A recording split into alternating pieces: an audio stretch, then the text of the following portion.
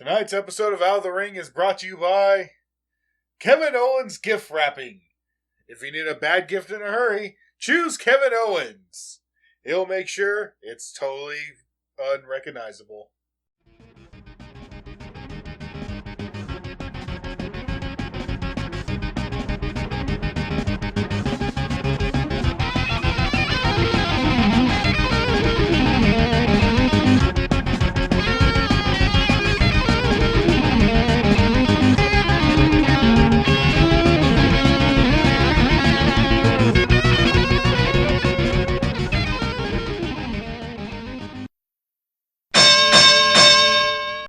Hello, everybody, and welcome to Out of the Ring. I'm Toonstar, and with me as always, because, he's always with me because I got drunk at a bar one time and said yes. Cobalt praise. But anyway, tonight we're covering the December 5th, 2016 episode of WWE Monday Night Raw. And very interesting show, front to back.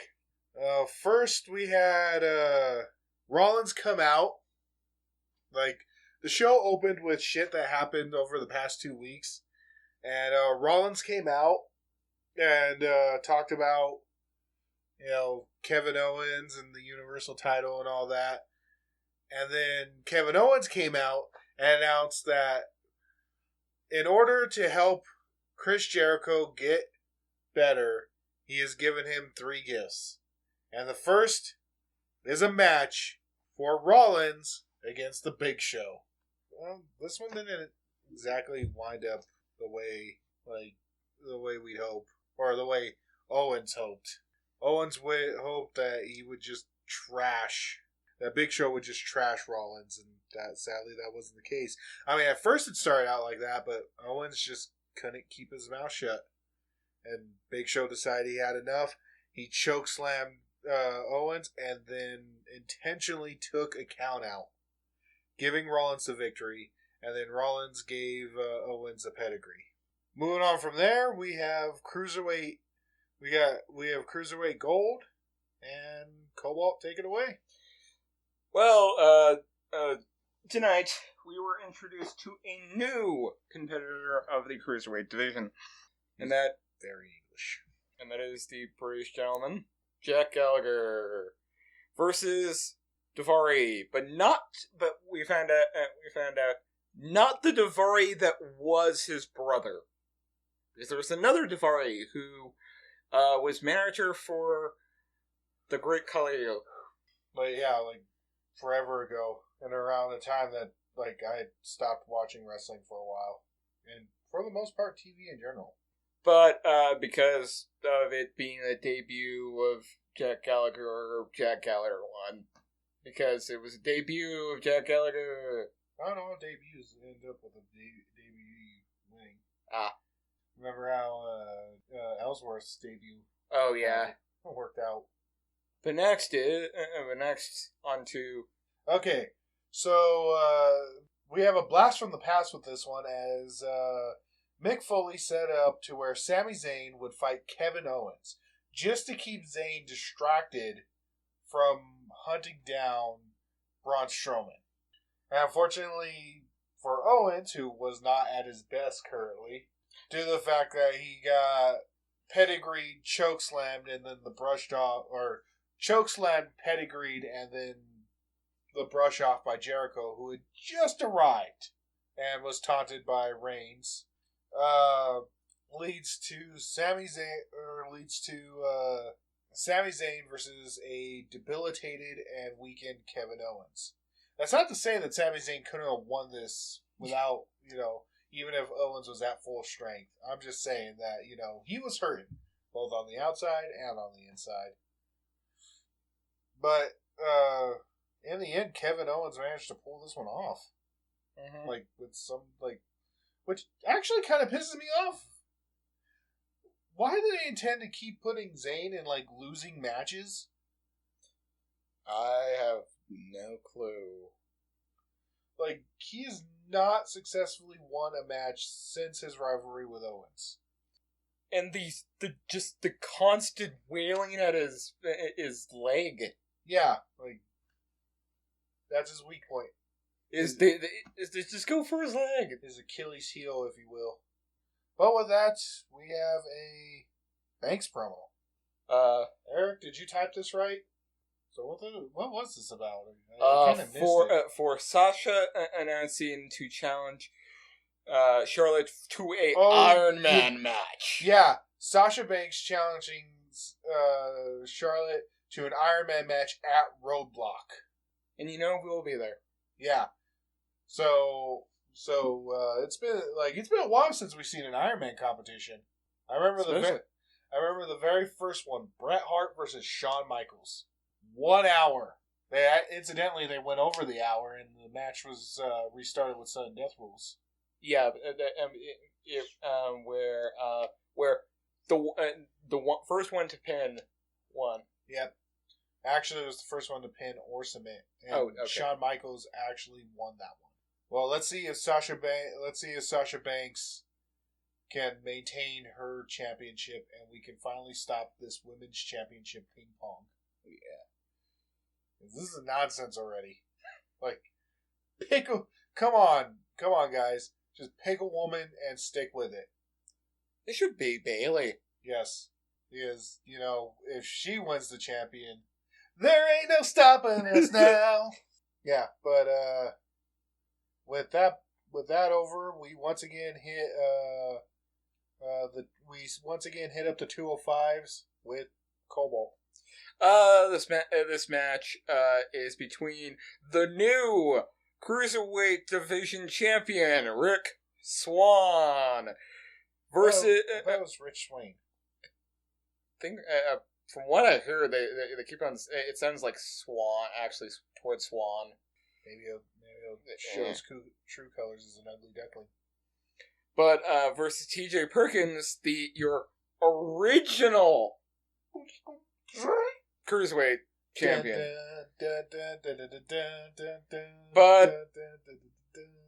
But Swan won. You must defeat his swagger in order to stand a chance. Oh, the swagger on him. For those of you who don't know, that was a Street Fighter reference. Yeah. About how one must defeat Shenlong to stand a chance against Ryu. Truth be told, Shenlong does not exist. But I take the mic over for Bayley and Alicia Fox. And she was handing out Bayley Bears, and I want one. I don't doubt you can buy them on WWE Store. I don't want a Bayley Bear. What? I like plushies. Don't judge me. I will turn you all into plushies with my plushie Ray. Please don't. But anyway, so this has been weird. Apparently, this match came about because Alicia Fox is into some guy. Cedric Alexander. Yeah, whoever the fuck that is. Yeah, pretty much. They rarely use him. That's pretty much how that turns out. Cedric Alexander, like Cedric the Entertainer? I don't know. Anyway, Bayley wound up giving one of her Bayley Bears to Cedric, and Fox got all needy girlfriend on her. And so now they have this match. And Bayley won. Enough said. This next match is a match between Titus O'Neil and Mark Henry. It didn't last long. Mark Henry did the world's strongest slam. The match was over. It looks like Brock Lesnar has competition for shitting in Jimmy John's. Because Titus O'Neil was shitting in his Titus brand. Yeah. But now we move on to the second of Kevin Owens' gifts to Jericho. A U.S. title match against Roman Reigns. And actually, this one was actually really good because on the one hand, you have Roman Reigns, the man, who, has made a name for himself. I don't know why it's such a love-hate relationship that the WWE Universe has with Reigns. I personally like this guy. Then there's Jericho. Actually, I think he's an ass clown. Which, interestingly enough, the term ass clown was actually coined in the WWE. Really? Yeah. By Jericho himself, if I believe. Yeah. Yeah. Or no, I think it was by Edge. Or Christian. But one of those three. Yeah. You know. Yeah, I think Jericho's an ass clown, but there's no denying his veteran skill in the ring. Apparently, he's been competing for 26 years. Crazy, right? Like, this guy's been competing since I was 4 years old. Yeah. The U.S. title is about the only title Jericho has never held, barring, of course, the women's division titles and of course the Universal title. Yeah, which is newly created. But he's held the heavyweight championship. He's held the world championship. He's held the Intercontinental Championship.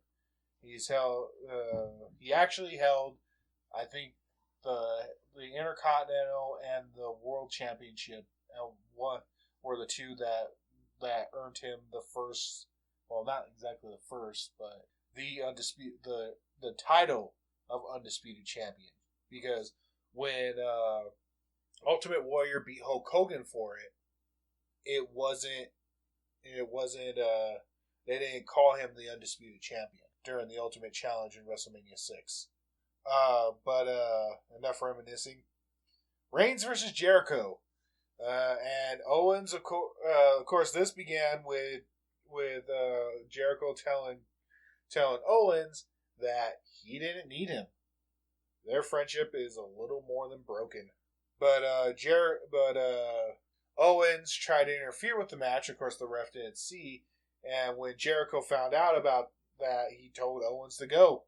And unfortunately, despite Jericho's best efforts, Reigns won with a spear. Of course, that first spear was artfully dodging. Like, jump, split leg jump.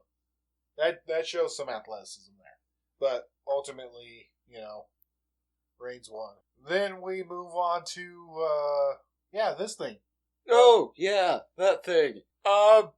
Earlier in the night, Enzo and Cass overheard Lana and Rusev fighting, so they went over and tried to break it up. And this led to, assumingly, Lana telling off Rusev.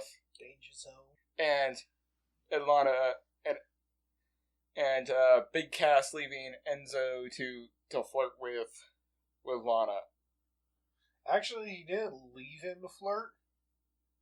He just went over there and, this led to Lana and Enzo, or at least Lana sending Enzo a rendezvous invitation to a hotel room, which led into the most epic thing of the night, in which Ric Flair rolled up in his limo, just as Big Cass was waiting for his Uber driver. And, as Enzo was waiting for his Uber driver, who was running late. Ric Flair showed up, and when Ric Flair heard that Enzo had a woman waiting for him, he let him use his limo from one certified G to another certified G. We got a homage to style and profiling. Yeah, it was great. But as Rusev was searching for Lana, he ran into Big Cass, who he threatened. And then these two had this match. But this match really didn't happen, as Big Cass entered the ring and Rusev's theme chimed, but no Rusev. And it took about, I'd say, 10 seconds before Big Cass realized. Wait for it! Oh, crap. As I dig into my inner Admiral Akbar, it's a trap! Yes, Enzo walked straight into a trap as Lana convinced Enzo to take off his clothes, except for his Hollywood boxers. And then let Rusev beat the crap out of him. It was like a one-sided beatdown. Yeah, like haven't seen one of those in like forever. Like I honestly, one of these things happening hasn't been seen since the Attitude Era. Honestly, since the WWE went all PG,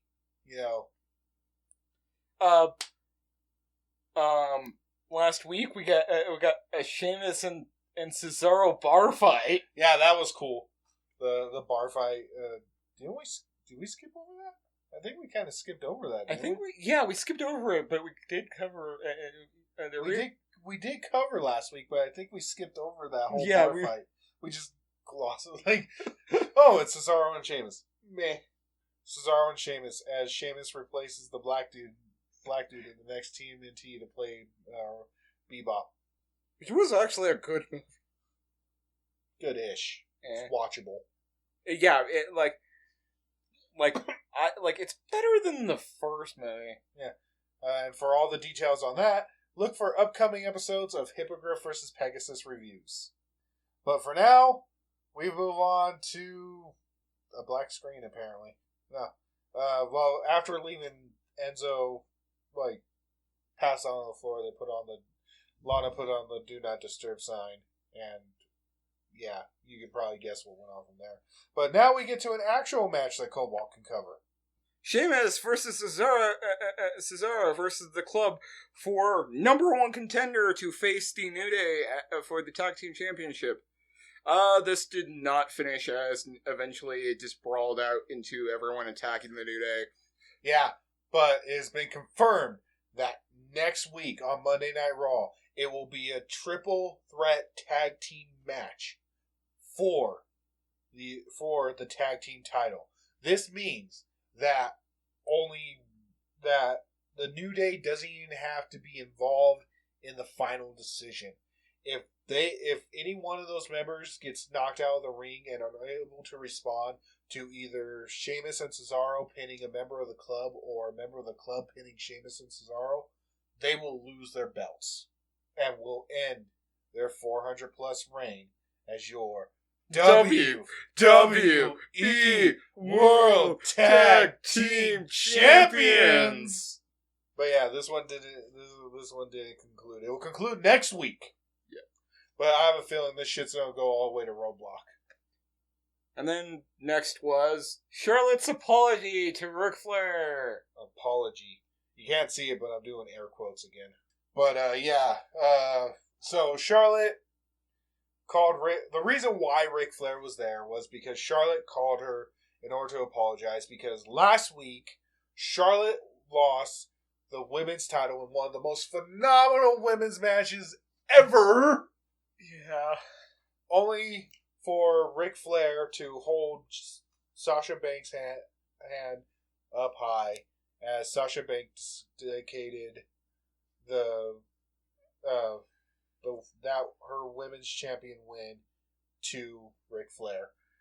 And so Charlotte claimed that she wanted to apologize for being such a bitch in May when she basically kicked her dad to the curb. Mm-hmm. But lo and behold, it's another trap, because all too quickly Charlotte downgraded into her standard dirtiest player in the game mentality, slapped her father, and when Banks showed up, she laid the beat down on Banks. It wasn't pretty. But this is just a prelude to the women's Iron Man match coming to you at Roadblock. End of the line. 2 Sundays from now. Oh, it's going to be juicy. Oh, yes. And with that pretty much ends this episode. I am Toonstar. And I'm Cobalt Breeze. And you can't teach that. Good night, everybody. Once again, tonight's episode of Out of the Ring has been brought to you by Kevin Owens Gift Wrapping. If you have a bad gift that needs wrapping, give it to Kevin Owens. He'll make it 3 times as bad.